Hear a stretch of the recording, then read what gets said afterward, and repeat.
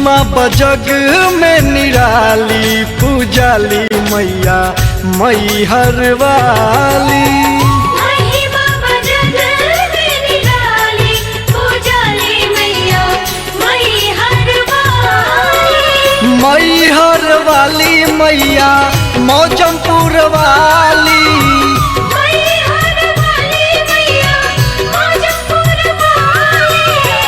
इहे हाई दुर्गा इहे काली पूजाली मैया सासाराम वाली।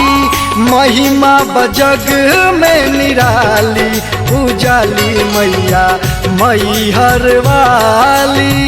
महिमा बजग में निराली पूजाली मैया मैहर वाली।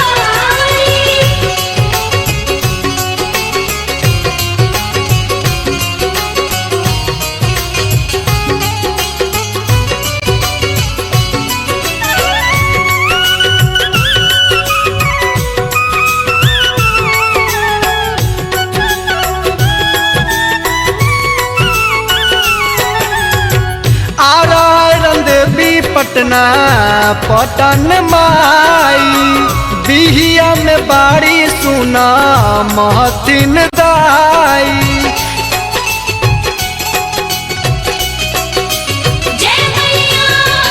आरायण देवी पटना पटन माई बिहिया में बाड़ी सुना महतिन दाई। बिहिया में बारी सुना महतिन दाई।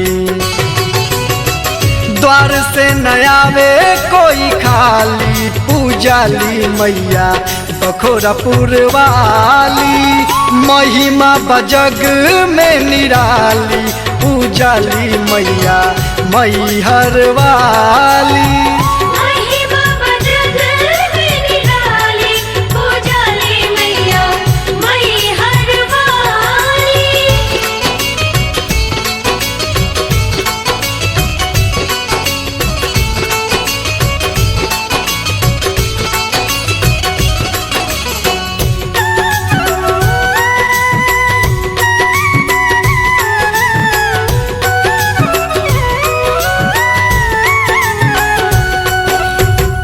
माई हई एक बाकी अनेको बनाम हो।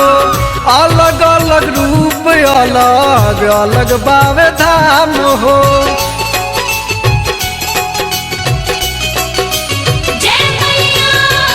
माई हई एक बाकी अनेको बनाम हो।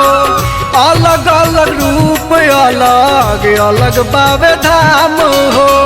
अलग अलग रूप अलग बरुए धाम हो। माई के पसंद चुनरी लाली पूजाली मैया कलकत्ता वाली। महिमा बजग में निराली पूजाली मैया मैहर वाली।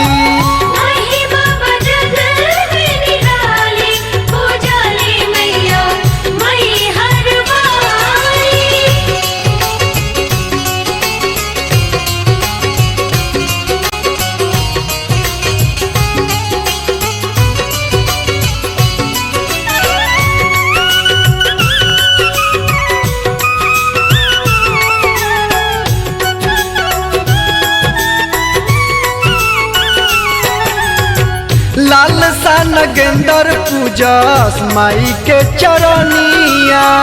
गावे झनकार झुमके माई के भजनिया।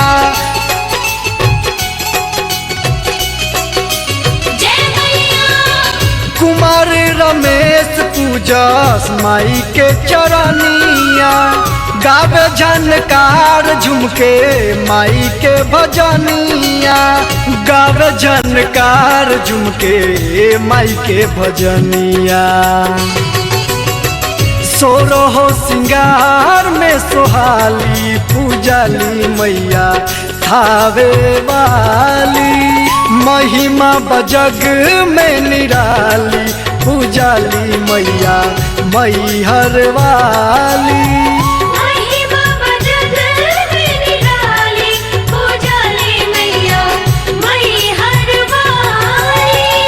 महिमा बजग में निराली पूजाली मैया मैहर वाली।